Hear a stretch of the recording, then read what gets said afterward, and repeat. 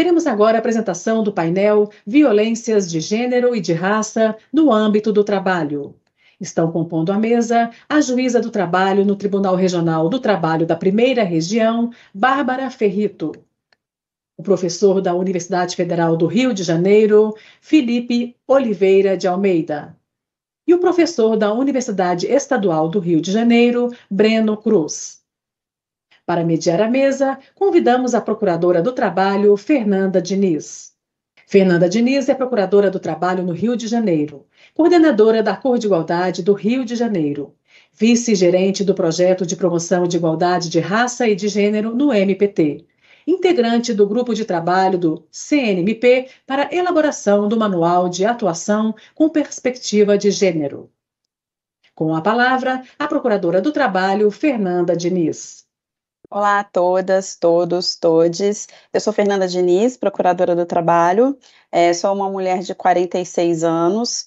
Tenho os olhos e os cabelos quase pretos, os cabelos ondulados na altura do ombro. Estou com uma camisa estampada em tons de...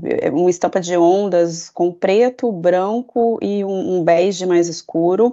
Estou com fone de ouvido branco e estou num fundo branco predominantemente desfocado.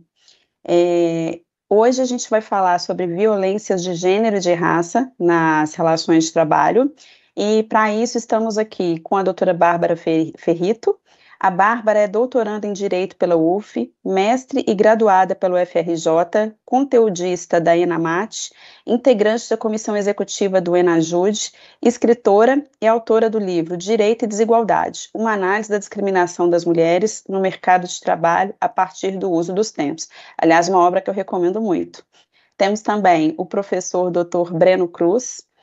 O Breno é pós-doutor em comunicação pela UERJ, doutor em Comunicação de Empresas pela Escola de Administração de Empresas de São Paulo, da Fundação Getúlio Vargas, mestre em Administração Pública pela mesma entidade, e ele é criador do Festival Gastronomia Preta e do Pretonomia. O Pretonomia é um curso de extensão universitária da UFRJ, que é voltado para a formação de pessoas pretas e periféricas. Ele é essa qualificação, Pretonomia, ele tem a parceria também do Ministério Público do Trabalho, e além disso, o Breno tem prêmios de jurado do reality show Vida de Merendeira. Nas redes sociais ele é conhecido como Preto Gourmet.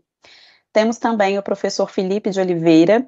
O professor Felipe é professor de filosofia do direito na Faculdade Nacional de Direito da UFRJ, doutor em direito pelo FMG, com estágio pós-doutoral na Universidade Federal de Santa Catarina e na UFMG.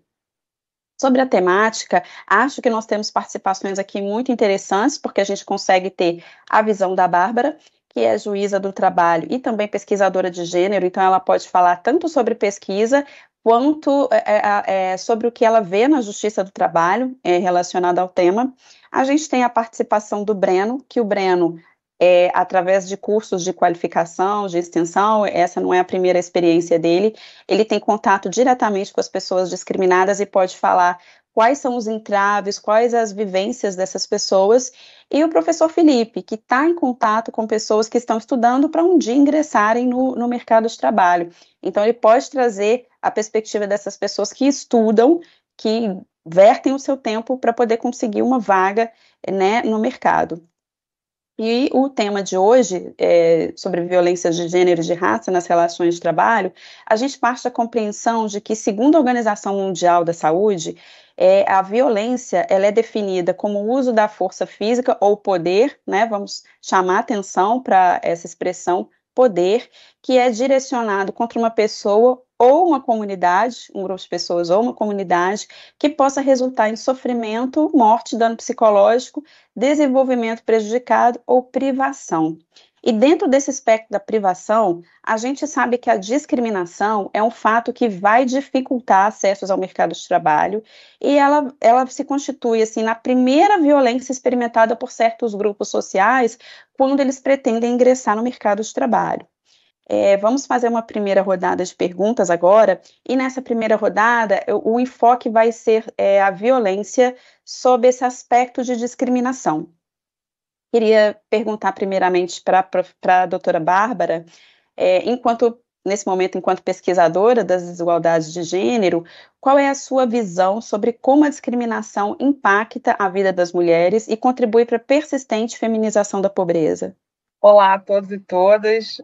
Obrigada, Fernanda, pelo generoso convite, pela pergunta. Eu sou Bárbara Ferrito, sou uma mulher preta, de cabelos cacheados à altura dos ombros, uso um óculos azul quadrado, retangulares, na verdade, o batom Diva da MAC, que é um batom meio vermelho, meio vinho, e uso um vestido jeans, porque hoje é feriado escolar e eu acabei assumindo as funções de cuidado, então a roupa tinha que ser mais confortável. Não estou no meu modelito juíza hoje, mas eu sou uma pessoa só, então posso falar mesmo com a roupa do trabalho de cuidado. Eu acho essa pergunta interessante, porque uma coisa que a gente precisa desconstruir sobre a discriminação é ela como um ato simples, né? Discriminou ou não discriminou? Teve discriminação ou não teve discriminação? Foi racismo, foi machismo? Como se fosse uma análise possível simples, simplificada. E a discriminação, na verdade, também passa por uma estrutura, por várias estruturas de poder que são vistas a partir da interseccionalidade e afetam a vida daquela pessoa, né? Então, a gente não consegue falar só de discriminação e fazer uma relação causal direta da discriminação com a feminização da pobreza ou como ela impacta a vida das mulheres.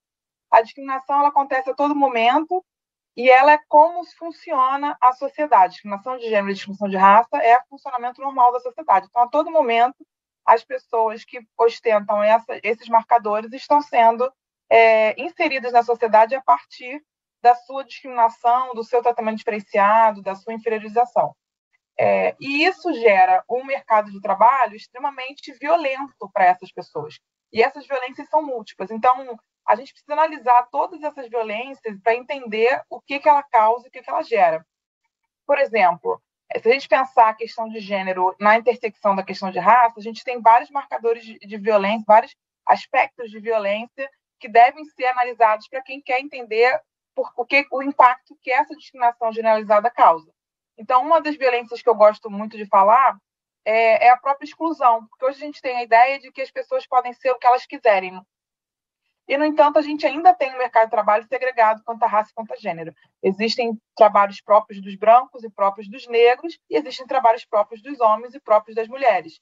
E isso é muito marcado quando a gente vê uma superrepresentação de homens negros, por exemplo, na função do gari do Rio de Janeiro, e uma subrepresentação de pessoas negras, por exemplo, nas fotos dos desembargadores do Tribunal de São Paulo, por exemplo, que é formado por pessoas brancas, por homens brancos, mais especificamente. E aí, apesar dessa exclusão muitas vezes não ser absoluta, você tem, às vezes, um negro, uma mulher ali que vai ser aquela exceção que vai confirmar a regra e que vai funcionar como justificativa para falar, olha, nós somos inclusivos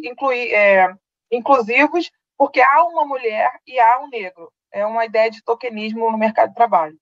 E aí, a exclusão, eu gosto de trazer muito o exemplo do trabalho embarcado, né? O trabalho embarcado, ele é um trabalho em que a pessoa fica, em regra, 14 dias embarcado, 14 dias em casa, um dia para o embarque, um dia para o desembarque, forma os 30 dias do mês. E a remuneração, se você pensar a partir da Petrobras, que é a principal empresa no Brasil que trabalha com o trabalho embarcado, ela chega a ser 60% superior ao trabalho em terra, então o trabalho onshore. E aí você vai olhar o mercado de trabalho, é o mercado de trabalho masculino. Quando você tem pesquisas, você percebe que os pesquisadores propositalmente não entrevistam mulheres porque elas não representam o mercado de trabalho embarcado. E aí você pergunta, por que as mulheres não estão no mercado que remunera 60% a mais do que a remuneração do trabalho em terra? E aí você pode falar, como muitas pessoas se satisfazem, e falam assim, as mulheres não querem trabalhar embarcado, não é do interesse das mulheres. Mas quando a gente vai analisar esse mercado de trabalho, a gente percebe que é um trabalho altamente masculinizado.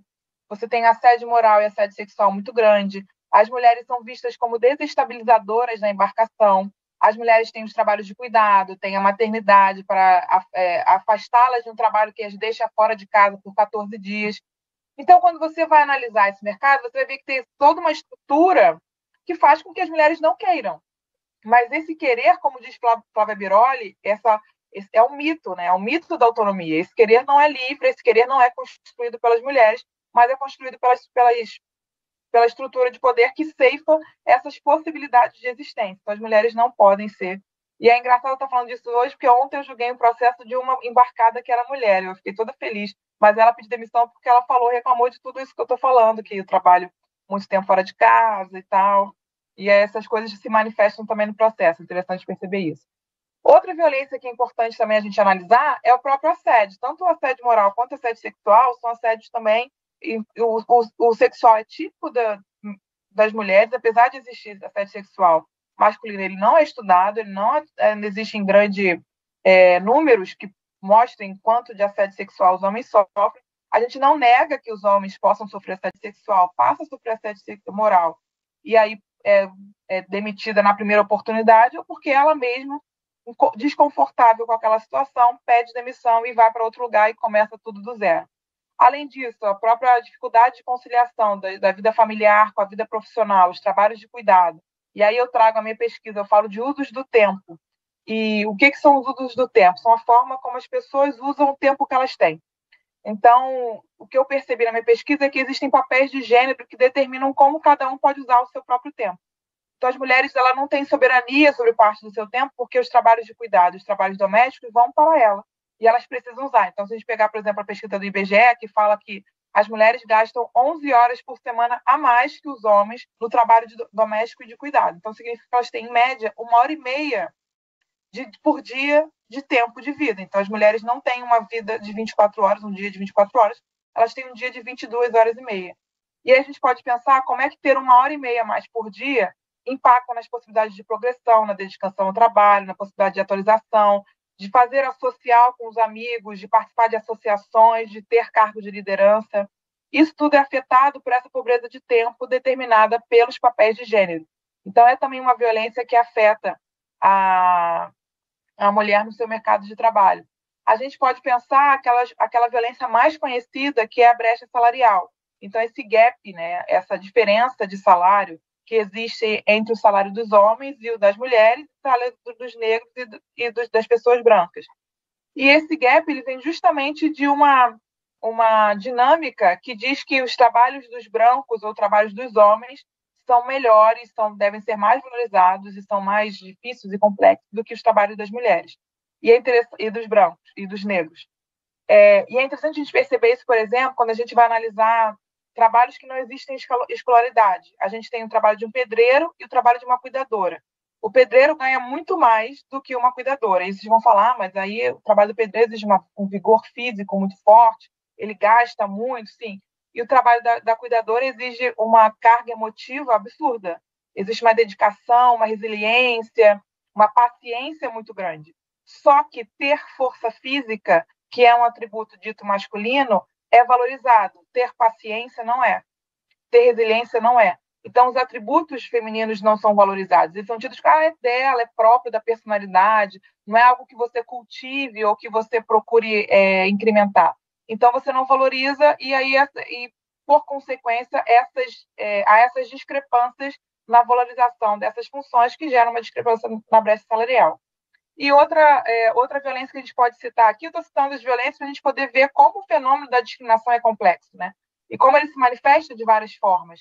E aí não dá para a gente pensar numa solução ou pensar num impacto direto. Isso aqui impacta nisso. O próprio teto de cristal. Eu gosto de falar teto de cristal, porque o teto de vidro em português, o teto de vidro, que é como normalmente se fala esse fenômeno, ele vem de uma tradução do glass ceiling do inglês, que é, na tradução literal, teto de vidro. Só que teto de vidro, em português, tem um significado que indica a sua fraqueza. Você fala assim, não fala disso que o seu telhado é de vidro. A gente usa essa expressão. Então, para não confundir com essa expressão, eu prefiro usar o termo em espanhol, que é teto de cristal, que indica a mesma coisa, que é um obstáculo invisível à ascensão das mulheres e dos negros na sociedade. Então, o que a gente percebe nas pesquisas é que existe baixa representatividade de mulheres e de negros nos cargos de liderança, nos cargos de gerência, porque há um estereótipo de falta de liderança dessas pessoas, há um estereótipo de que essas pessoas são mais para executar do que para pensar em executar. Então, vários estereótipos afetam nisso. Há também o que a Cida Bento chama de pacto narcísico, né? Então, esse grupo que acaba fazendo com que o poder fique sempre no mesmo grupo, não mude. aquela própria nossa incapacidade, às vezes, de pensar nas pessoas fora do nosso padrão, fora da nossa caixinha. Então, com que facilidade a gente tem hoje para indicar para um cargo de função na nossa empresa uma pessoa trans? A gente não tem essa dificuldade, porque a gente não tem acesso, porque não faz parte, muitas vezes, do nosso mundo. Então, isso indica uma dificuldade nossa de pensar fora da caixa e de indicar para cargos de liderança. Isso acontece com as pessoas trans, eu tenho que reconhecer meus privilégios. Isso acontece sobre mim em relação às pessoas trans, mas acontece também em relação às pessoas negras e às mulheres. Então, todo esse mercado de trabalho violento, o que ele faz é expulsar pretos e mulheres para os cargos mais subalternizados, mais inseguros, mais instáveis, e manter o poder, as arenas de decisão, as arenas de comando entre os homens brancos, que são a existência considerada a norma, né? A norma da nossa sociedade é o homem branco. Tudo é feito a partir dessa norma, e pensando nessa norma, e por essa norma, porque são eles que comandam a sociedade. E aí vem a questão da feminização da pobreza. Essa feminização da pobreza é justamente, eu estou me prolongando, já estou terminando, essa feminização da pobreza é justamente a consequência disso. As intercorrências que a mulher tem na vida faz com que ela tenha tempos em que ela não trabalhe, então ela não contribui para a presidência, então ela não junta dinheiro. O fato dela assumir os trabalhos domésticos faz com que ela seja pobre de tempo, o que reflete na pobreza material dela. O fato dela ter o trabalho de cuidado vai com que ela se dedique menos ao trabalho produtivo, e aí ela tenha menos cargos de liderança, ela tem menos possibilidade de ascensão. Então, todos esses fenômenos fazem com que as mulheres elas ocupem as maiores estatísticas quanto à pobreza, principalmente nos lares comandados por mulheres. Então, eu tentei dar um panorama geral aí de como o mercado de trabalho, como a discriminação afeta e causa essa pobreza que é marcada quanto ao gênero. Mais uma vez, obrigada pela pergunta, Fernanda. Um super panorama, né? Obrigada, doutora Bárbara. Professor, enquanto professor universitário, né? Como você percebe a angústia, a ansiedade dos alunos, das alunas, dos alunos, diante das discriminações de raça e de gênero, que eles sabem que eles vão encontrar no mercado de trabalho? E em que medida você acredita que as empresas podem estar perdendo esses talentos por causa da discriminação? Bom, antes de mais nada, olá a todas, todos, todes. Farei minha audiodescrição, né? Sou um homem negro, cabelos curtos, estou usando uma camisa social cinza. Queria agradecer imensamente, doutora Fernanda, pelo generoso convite de participar desse espaço. Uma honra ter a possibilidade de trocar com a doutora Fernanda em mais uma ocasião. Em relação aos nossos estudantes, né, eu entendo que há duas grandes dificuldades que todo formando negro enfrenta e com as quais ele se vê às voltas. A primeira são as barreiras no que diz respeito aos processos seletivos. Há diversos processos seletivos que são profundamente violentos, ainda que de forma inconsciente, para com pessoas negras, e em especial para com mulheres negras. No direito, que é o campo no qual eu leciono, muitas meninas negras me questionam, né? O recrutador perguntou se eu poderia cortar as tranças, se eu poderia tirar o black power, se eu poderia alisar o cabelo. Isso configura racismo? Eu digo, configura. Né? Ainda existe uma dificuldade de lidar com corpos negros, em especial em ambientes corporativos, que são muito preocupados com a determinadas padronizações estéticas, né? Para além, claro, de uma noção muito fortemente introjetada nas nossas elites, né, segundo o qual pessoas negras seriam menos competentes, pessoas negras seriam violentas.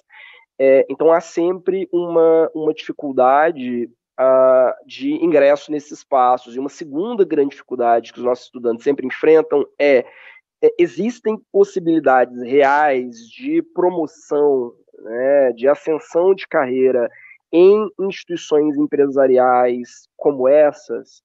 E a verdade é que, e aí fazendo um meia-culpa, as universidades ainda têm muito poucos mecanismos para aferir como é que os nossos egressos vão sendo recebidos no mercado ao longo do tempo. Toda universidade, pelo menos toda universidade de qualidade, faz em alguma medida, maior ou menor, sistemas de acompanhamento dos egressos para verificar em que medida os seus ex-alunos estão se inserindo ou não no mercado, mas a gente observa pouco como jovens pretos, jovens pretas vêm sendo absorvidos e vêm galgando possibilidades, vêm conquistando possibilidades de progressão e promoção dentro dessas instituições. Então, de fato, existe um medo muito genuíno, além, claro, do medo muito real e muito concreto de serem efetivamente sabotados nessas empresas, de receberem sempre os trabalhos menos complexos, menos desafiadores e, ao mesmo tempo, mais desgastantes de um ponto de vista físico e emocional. É fato, até em virtude de toda a discussão sobre o pacto narcísico da branquitude, da Cida Bento, né, dentro da nossa cultura há uma tendência para que chefes brancos deem mais visibilidade, protagonismo, tenham mais cumplicidade em face de outros homens brancos dentro dessas estruturas corporativas. Então, sim. E aí, em relação às empresas, eu entendo que existe uma falta crônica de diversidade, né, em muitos espaços, que impede que você tenha um diálogo genuinamente plural, né? Você tem pessoas que vêm dos mesmos lugares, frequentam os mesmos clubes, né, são egressos dos mesmos bairros, formados nas mesmas escolas, têm exatamente os mesmos repertórios. Então, mesmo que a gente vá pensar em termos de uma lógica puramente mercadológica, você tem empresas que muitas vezes elas não são capazes, inclusive, de atingir determinados nichos, né, comerciais, determinados públicos, né? Hoje a gente fala de black money, de pink money, né? Isso está na moda, né? É preciso reconhecer pessoas não brancas, a comunidade LGBTQIAP+, né, mulheres, como um público consumidor forte, né? Nós temos empresas que ainda têm uma perspectiva de mundo que é a de homens brancos, héteros, sem deficiência, e isso contamina muito, né, a maneira como essas instituições elas ingressam no mercado, sempre dentro de um viés. A verdade é que hoje, para o bem e para o mal, né, a diversidade vende, né? Se uma empresa não consegue compreender isso, a possibilidade dela ser realmente competitiva e atingir outros nichos é pequena. Breno, enquanto professor de cursos de extensão, né, da UFRJ, que tem o objetivo de promover o ingresso de determinados grupos excluídos no mercado de trabalho, na sua visão, como que a discriminação de raça vai impactar carreiras, destinos dessas pessoas que você tem contato? Olá, doutora Fernanda, obrigado pelo convite, por estar aqui com vocês. Eu sou o Breno, sou um homem preto, que nesse momento usa óculos, um óculos quadrado, de barba, cabelo crespo na altura da orelha. Estou de blusa preta e a ideia de falar sobre carreira, né, e a minha formação em administração, de uma certa maneira, perpassa essa característica teórica, vamos dizer assim.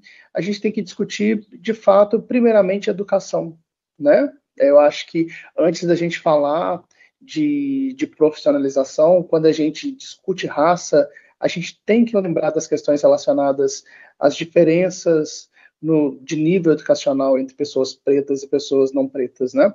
Então, nessa perspectiva, não tem como não lembrar do meu passado como homem preto em espaços que eram negados a pessoas, a jovens como eu no passado. Eu sou de uma geração, né, de que a gente não tinha acesso às cotas, e eu sempre era um dos poucos, de diferentes formas. E talvez eu tenha dado sorte de ter nascido em Viçosa, Minas Gerais, que é uma cidade que é universitária, é uma cidade que respira essa palavra universidade. E desde muito cedo eu escutei a palavra universidade. Porque o meu pai trabalha na universidade, minha mãe é professora da universidade. Nós vamos para a universidade jogar bola, por exemplo. E educação, então, ela perpassa muito essa questão justamente de raça, porque eu posso me dizer, de uma certa maneira, privilegiado por ter nascido em Viçosa e ter escutado essa palavra universidade de maneira corriqueira na minha trajetória de vida. Então, era comum eu pensar que eu queria e precisava entrar na universidade. Mas eu tenho consciência que se talvez eu tivesse nascido numa outra cidade, ou talvez numa cidade com uma grande população, talvez eu não teria tido essa sorte e a vida teria me feito cair no mercado de trabalho aos 16 anos, talvez parando de estudar. Então, quando a gente fala de carreira, a gente tem que associar, obviamente, a questão da educação e a exclusão de pessoas pretas, ela está relacionada justamente às muitas violências que nós, pessoas pretas, sofremos no ambiente escolar. É claro que sim, que bom que a gente tem passado, né, pela discussão racial na formação das crianças, dos adolescentes e até mesmo na universidade, mas só que esse contexto não era dessa forma.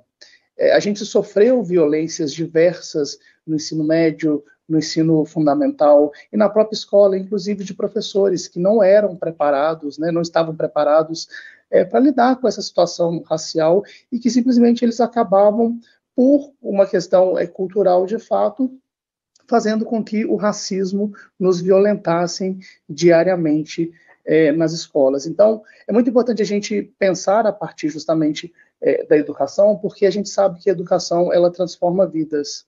E quando a gente discute essa questão do mercado de trabalho, quantas pessoas a gente consegue entender, aliás, verificar em postos de liderança nas grandes empresas?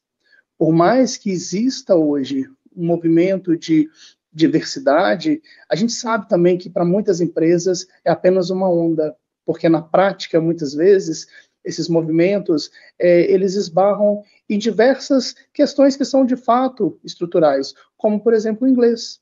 Muitas pessoas pretas, em função de toda essa trajetória histórica da nossa população, elas não conseguiram estudar inglês, ou então não conseguiram, por exemplo, ter acesso a uma escola particular, ou então pagar um curso particular de inglês em que elas pudessem, de fato, sair de um mesmo local, né, quando a gente discute essa questão da meritocracia. A minha militância, especificamente, é uma militância da ação. Embora eu seja professor universitário na UFRJ, como pesquisador, eu pesquiso restaurantes. Eu pesquiso o boicote do consumidor, e eu não sou, então, um pesquisador que discute a questão racial, ou então que discute as questões relacionadas à intersecção, que me toca também, inclusive meu último livro discute intersecção. Todavia, essa militância da ação, ela surge a partir de entender que jovens como eu no passado, talvez não tiveram a mesma oportunidade que eu tive por nascer em Viçosa, nessa cidade que é cidade universitária, e que a gente precisa olhar para onde a gente vem, de onde a gente vem, melhor dizendo, e tentar, de uma certa maneira, transformar essas vidas. Então, como à época coordenador do Transgarçone, que é um curso que qualifica pessoas trans para o mercado de trabalho em gastronomia, e agora no Pretonomia, que a gente qualifica pessoas pretas, pardas da região metropolitana do Rio de Janeiro, a gente, na verdade, entende que essas limitações de ordem educacional, elas existem para esses públicos, e elas existem em função das violências que essas pessoas sofreram no ambiente escolar, desde muito jovem, e para que, de fato, elas não permaneçam nesse contexto de violência, elas acabam deixando a escola, elas acabam, então, não ingressando algumas vezes no ensino médio, não ingressando nas universidades também, na educação superior. E por isso que eu discuto justamente essa questão da exclusão a partir da educação, porque a educação, ela nos liberta. Foi por meio da educação que eu consegui, especificamente no meu caso, transformar a minha vida e transformar a minha realidade financeira, econômica e cultural e social também. E por isso que a gente tem que pensar em estratégias pedagógicas e cursos como Pretonomia, que a gente pode, então, de uma certa maneira, fazer com que essas pessoas tenham acesso a essas informações, que tenham acesso a essa qualificação e que elas possam, então, se desenvolver como profissionais no mercado de trabalho, de maneira que a gente consiga, então, diminuir essas desigualdades que existem. E, especificamente, no que diz respeito à carreira, e aí eu trago agora para a gastronomia, a gente não tem disciplina obrigatória de África nos bacharelados em administração. A gente não tem disciplinas de culinária de África nos cursos técnicos e profissionais. Você tem italiana, você tem francesa, você tem a mediterrânea, a asiática, mas de África não. E isso impacta onde? Isso impacta no mercado de trabalho. Porque essas pessoas pretas que poderiam se interessar pela culinária de África e talvez com toda a sua trajetória e bagagem histórica e ancestral também, elas não têm lugar nesse mercado, que é um mercado elitizado, que é um mercado que valoriza a culinária francesa, a mediterrânea, a asiática, ou então outras culinárias que, de uma certa maneira, elas podem ser vistas como melhores, né, na gastronomia, vamos dizer assim. E isso, então, acaba impactando essa negligência, esse racismo estrutural que a gente vive na nossa sociedade, acaba impactando na carreira, nesse caso especificamente da gastronomia e das pessoas pretas. Obrigada, Breno, por trazer sua experiência para a gente. Vamos fazer agora uma segunda rodada de perguntas, e aqui o foco vai ser a violência sob a forma de agressão físicas e psíquicas, né? Que a gente sabe que estar num ambiente, né, em qualquer ambiente, especialmente no de trabalho, sofrendo essas violências, pode ser determinante na vida de muitas pessoas. Então, eu queria perguntar primeiramente para a doutora Bárbara, né, enquanto magistrada trabalhista, quais que são as situações mais recorrentes que você se depara de violência física e psicológica contra a mulher nas relações de trabalho? Sobre violência física, eu realmente não tenho visto no processo, assim, não me consegui lembrar de nenhum processo específico em que eu tenha trabalhado agressões físicas envolvendo as questões de gênero.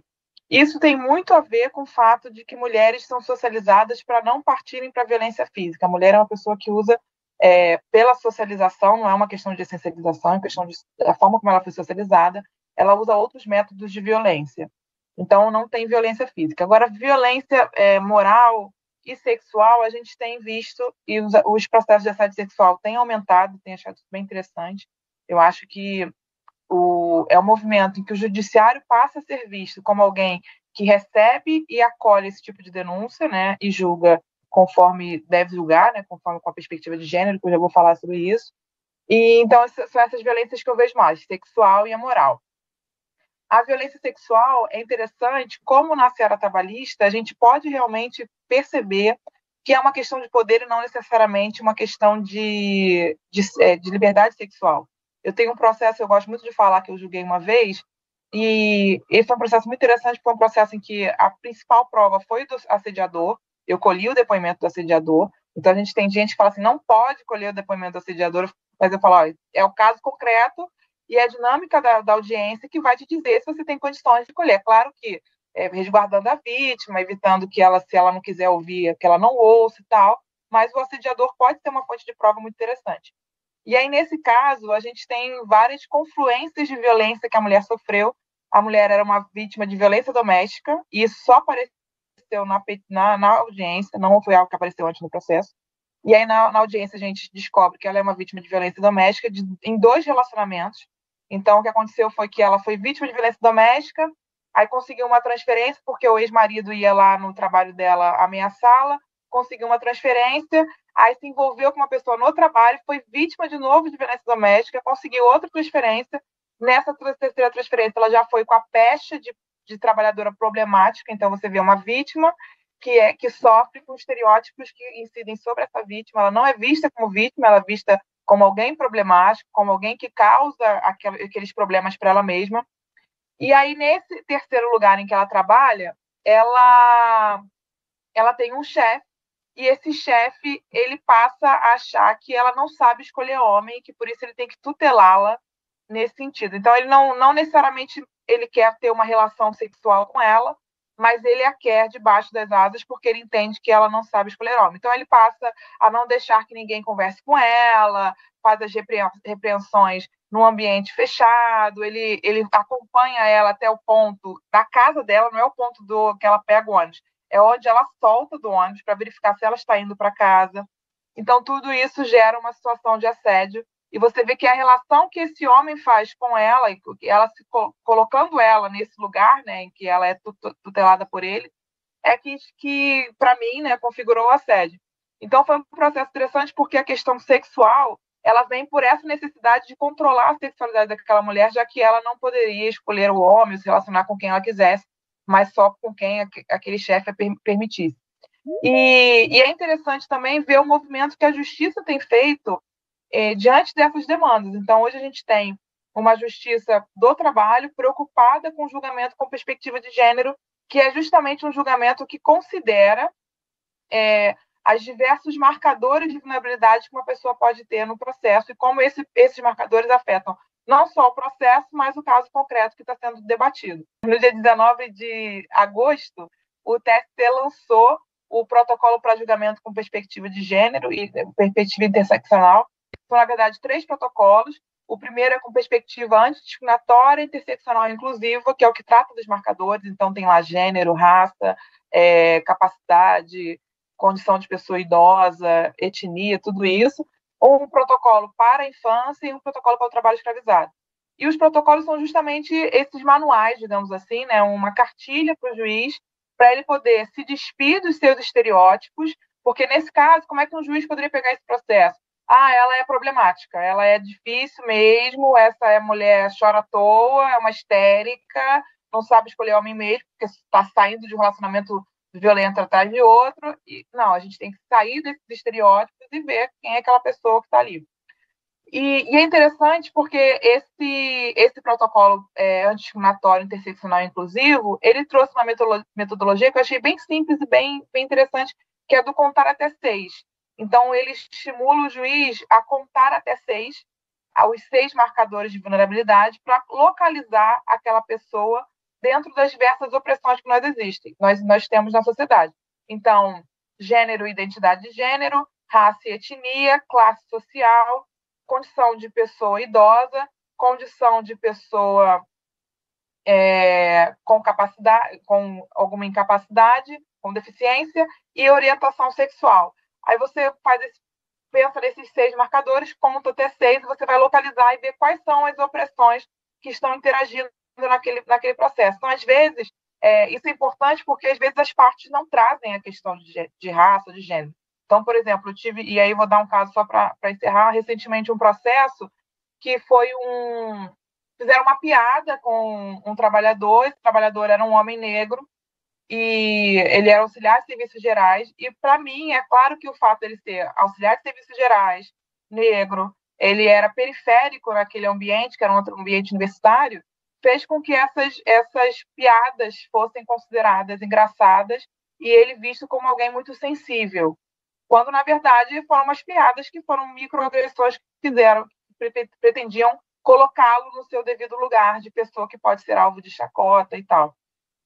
Então, é um dado que as partes não trouxeram para o processo, não se debate raça ou classe no processo, mas quando eu localizo o trabalhador, eu vejo o impacto que esses marcadores têm para que aquilo acontecesse. Se era um ambiente universitário, e que, sem dúvida, ninguém faria aquela piada com o professor doutor. Fizeram com o auxiliar de serviços gerais. Então, eu acho que essas violências sexuais e morais, elas têm aparecido nos processos, e eu gosto de acreditar que elas têm encontrado um judiciário com mais ferramentas para não só acolher a vítima, né, acolher as pessoas que sofrem as diversas violências da nossa sociedade, mas julgar sem tantos estereótipos que a gente aprende ao longo da nossa vida. Obrigada, Fernanda.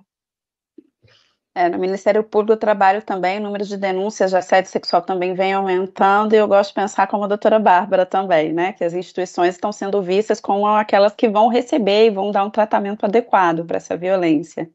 Breno, você poderia compartilhar com a gente situações de violência física ou psicológica praticada contra a comunidade LGBTQIAPN+, que você teve contato quando você participou, né, desses projetos de extensão? Obrigado pela pergunta, doutora. eu acho que é muito importante a gente refletir sobre as violências psicológicas que as pessoas trans, travestis, não binárias sofrem no mercado de trabalho. Embora eu seja uma pessoa LGBT, eu considero que as dores ou violências psicológicas que eu tive na minha trajetória no trabalho, especificamente, são muito distantes daquelas que eu ouvi no decorrer da minha passagem pelo Transgarçonne, lidando diariamente com pessoas trans, travestis e não binárias. Eu não tenho lugar de fala como pessoa trans, travesti ou não binária, mas essa aproximação e esse contato direto no decorrer da minha atuação no projeto me fez compreender as muitas violências psicológicas que existem para essa população especificamente.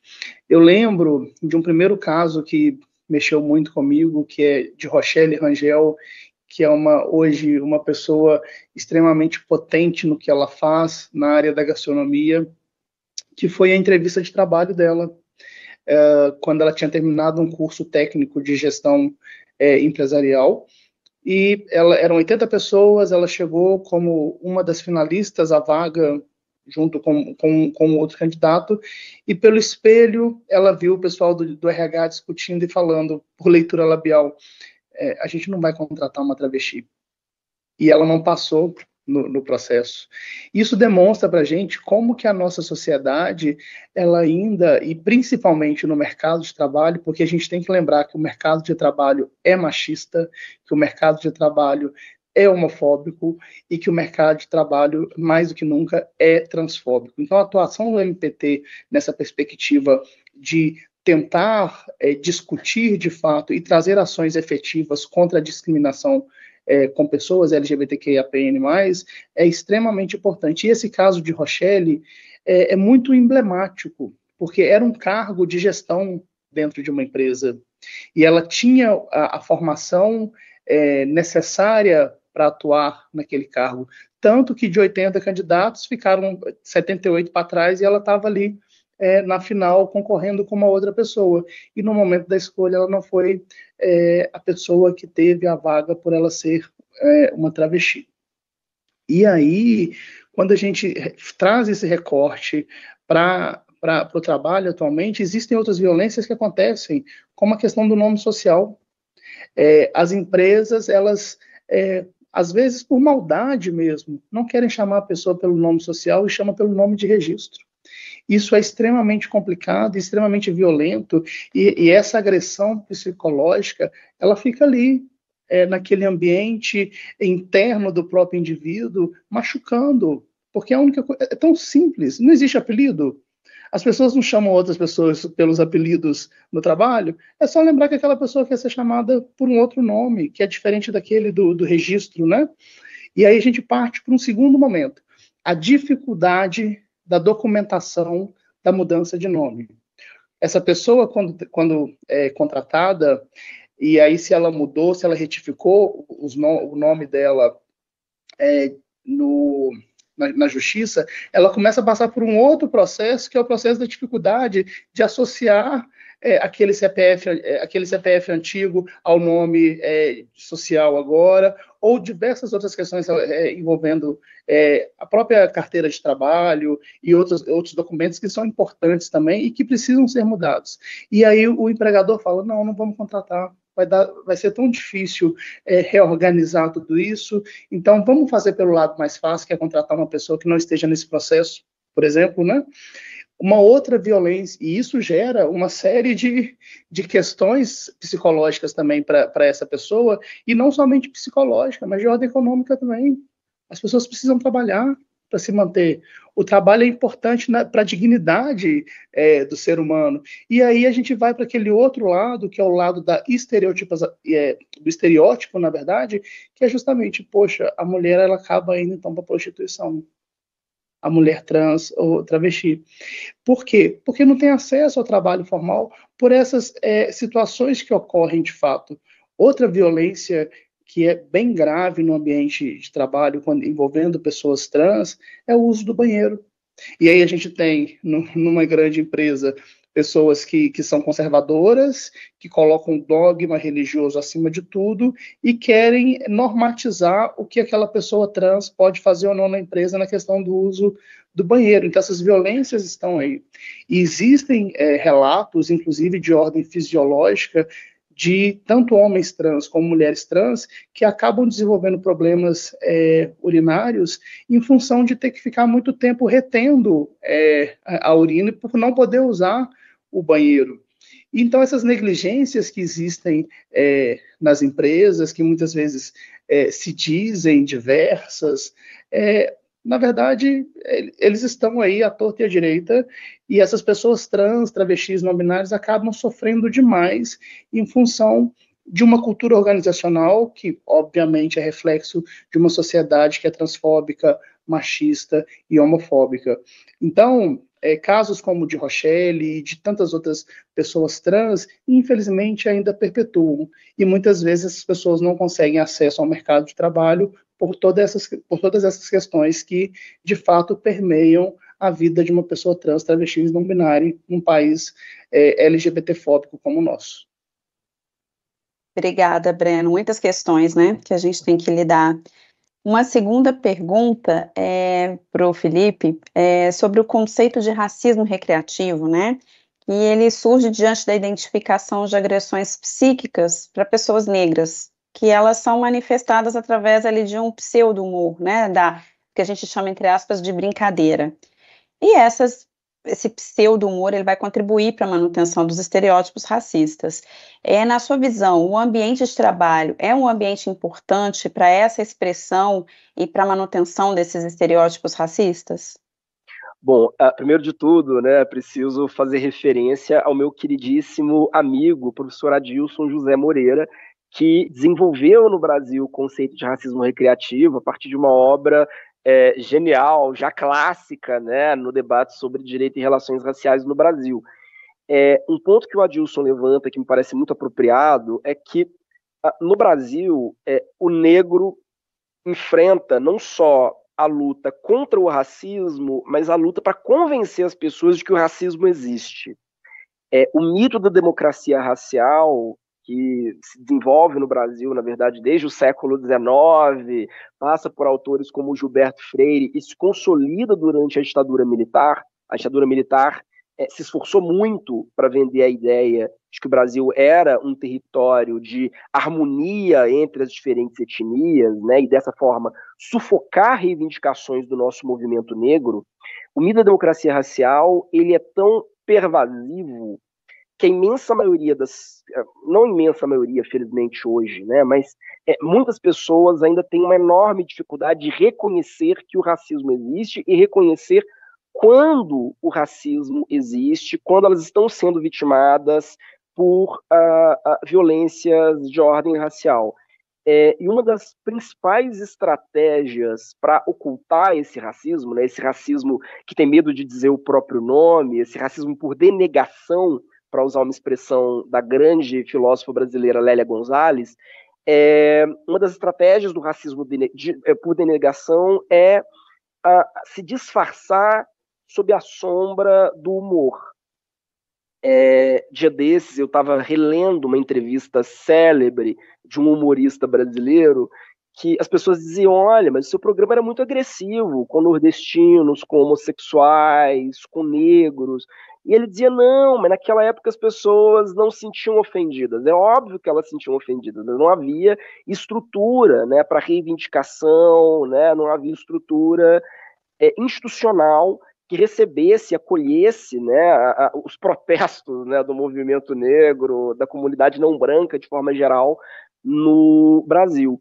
Então, o primeiro ponto que me parece importante é esse. A gente ainda luta para provar que o racismo existe no Brasil e que uma piada comparando uma pessoa negra com um macaco, por exemplo, né, não é simplesmente uma piada, é uma agressão.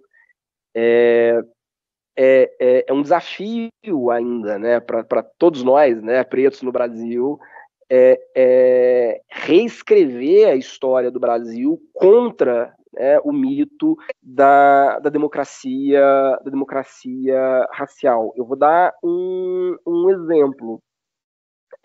Eu fui convidado a participar, né, de um projeto que eu acho interessantíssimo, que é o Trabalhadores de App em Cena, né, como você bem conhece. E o que o projeto faz é, entre outras coisas, entrevistar entregadores de app.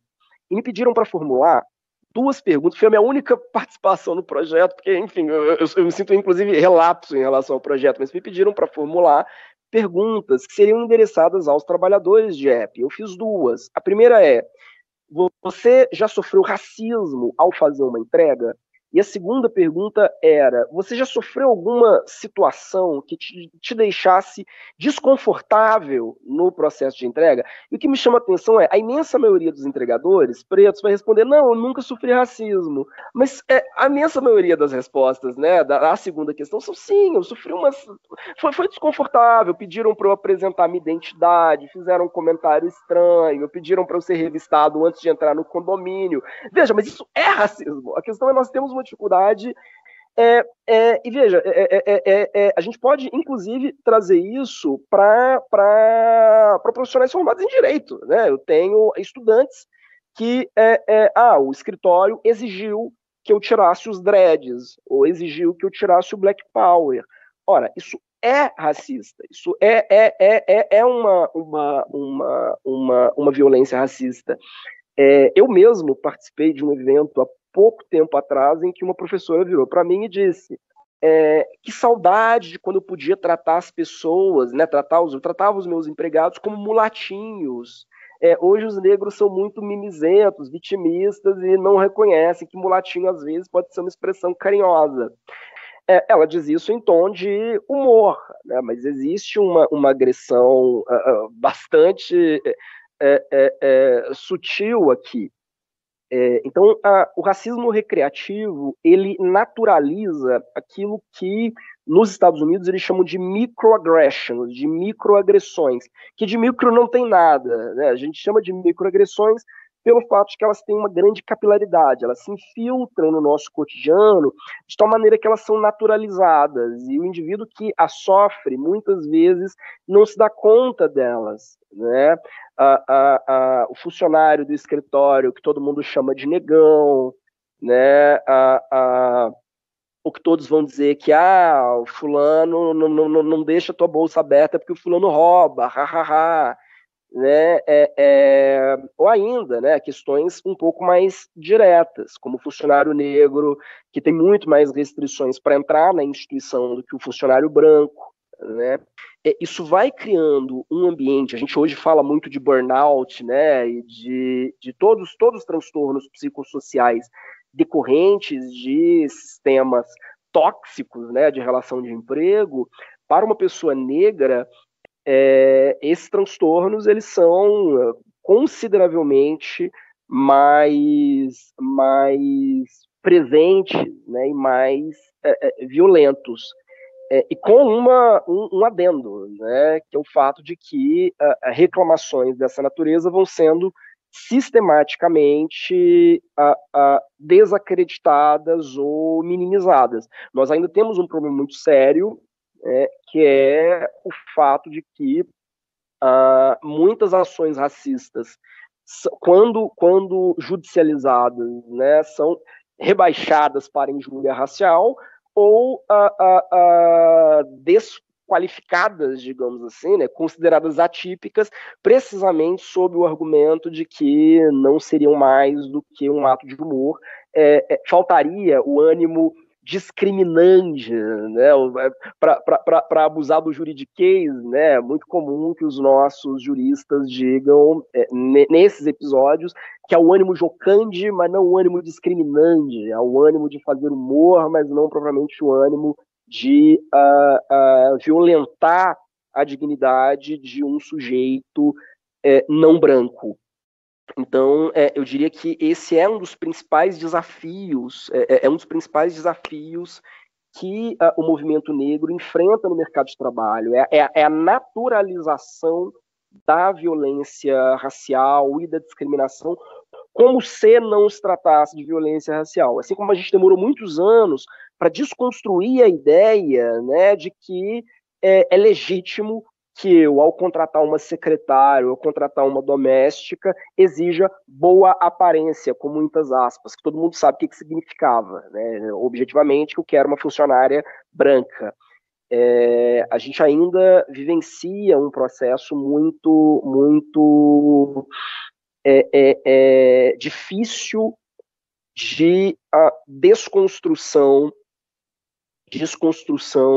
dessa lógica que sistematicamente minimiza o sofrimento de corpos pretos sob o manto, né, do mito da democracia racial. Obrigada, Felipe. Eu queria agradecer aos 3 participantes a presença de vocês. Eu acho que a partir de todas essas falas a gente conseguiu chegar ao final da mesa e entender que violência tem um conceito bem amplo e que a gente não pode falar de racismo, de machismo, sem esquecer que isso é uma violência. Então, queria agradecer muito a fala de todos vocês. Vamos passar agora para que cada um de vocês deixe uma mensagem final. Eu queria agradecer o convite, assim, parabenizar o Ministério Público, não só por essa, mas por diversas iniciativas que eu vejo, e pensar assim, como as instituições, né, podem auxiliar na construção de uma outra sociedade, porque a gente está muito, como vou dizer, muito focado em achar no momento os erros, né? Então a gente percebe o que há de errado, a gente tem uma forma de olhar o mundo que constrói o outro, né? E aí todas as violências que a gente faz com esse outro, a gente já consegue perceber isso tudo, e agora a gente já dá esse novo passo, que é encontrar as soluções para construir essa nova sociedade que vê o mundo não a partir desses binarismos, né, de negro e branco, mulher e homem e tal, mas a partir da inclusão e do entendimento que somos todos dignos e iguais. E aí eu acho que essa missão, digamos assim, vem do diálogo das instituições. Então, assim, o judiciário não está na sua torre, o Ministério Público não está na sua torre, a academia não está na sua torre, os movimentos sociais não podem estar na sua torre. A gente tem que dialogar. Então, programas como esse, né, eventos como esse, são muito importantes. Eu queria agradecer aí a oportunidade de participar. Obrigada. Muito obrigada, doutora Bárbara. Eu gostaria de agradecer ao Ministério Público do Trabalho do Rio de Janeiro por esse convite e não somente agradecer, parabenizar também pelo trabalho que os diversos procuradores, as diversas procuradoras fazem aqui no Rio de Janeiro, especificamente no que diz respeito à diversidade, no que diz respeito à questão racial, ao trabalho infantil também.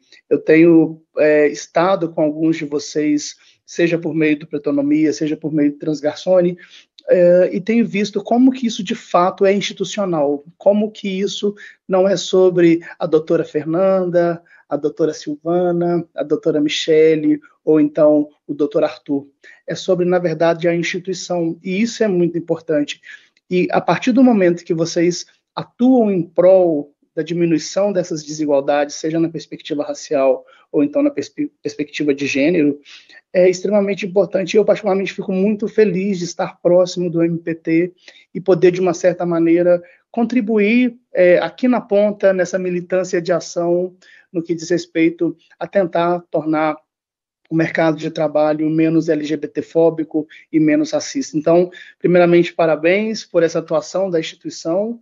Sou muito feliz de, uma certa maneira, estar próximo a vocês e gostaria de agradecer, na perspectiva agora, como professor universitário também, ao MPT, porque é importante essa aproximação do mercado e com a universidade também que vocês têm feito, especificamente por meio do Pretonomia, que é o projeto que a gente faz junto. E a gente faz junto, realmente, porque vocês estão presentes, pensando o projeto com a gente também, e o Festival Gastronomia Preta. Então, muito obrigado e espero ter contribuído de alguma forma para essa sessão. Obrigada, Breno. É uma honra para não só para mim, mas para a instituição MPT ser parceiro do Transgarçone, do Pretonomia. Agradeço muito a sua presença. Professor Felipe. Bom, queria, antes de mais nada, parabenizar o MPT e agradecer a Fernanda por esse evento. Existe ainda uma dificuldade muito grande das instituições brasileiras de reconhecerem publicamente a existência dessas violências, inclusive da violência racista, como um elemento central para a gente compreender a sociedade brasileira. É muito comum, por exemplo, que as pessoas argumentem que o problema no Brasil é classe e não raça, como se essas coisas caminhassem separadamente, como se nós não vivêssemos, né, numa ecologia no qual racismo e injustiça social e econômica se retroalimentam, né, assim como o sexismo, injustiça social e econômica também se retroalimentam. Então, é uma chave, né, reconhecer em que medida esses preconceitos e essas exclusões, elas são estruturantes da nossa sociedade, e é de suma importância que as nossas instituições assumam, né, como seu compromisso cardeal a luta contra a discriminação e a luta contra a segregação. Então, que nós consigamos, inclusive, fazer com que as instituições públicas se racializem, né, se aquilombem, né, eu gosto sempre de dizer isso, a gente precisa construir quilombos dentro do MPT, dentro das universidades, dentro do MPF, dentro da Defensoria Pública da União, precisa tornar essas instituições mais abertas à diversidade, escutar as demandas dos movimentos, né, dos movimentos sociais, do movimento negro, e a lutar. Para mim, essa, a meu ver, deve ser a agenda central, né, dos próximos anos, lutar pelas cotas raciais e lutar por recomposições mais diversas dos nossos quadros, né? Porque eu acho que sem rostos pretos, assim como sem figuras LGBTQIA+, né? Sem mulheres nessas instituições que têm efetivo impacto, né, no processo decisório, a nossa luta antidiscriminatória no Brasil vai caminhar sempre a passos muito, muito lentos. Mas é isso, obrigado.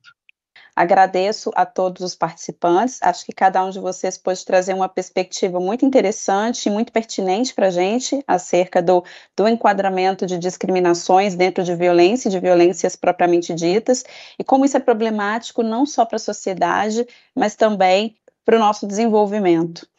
Agradeço a todos, muito obrigada.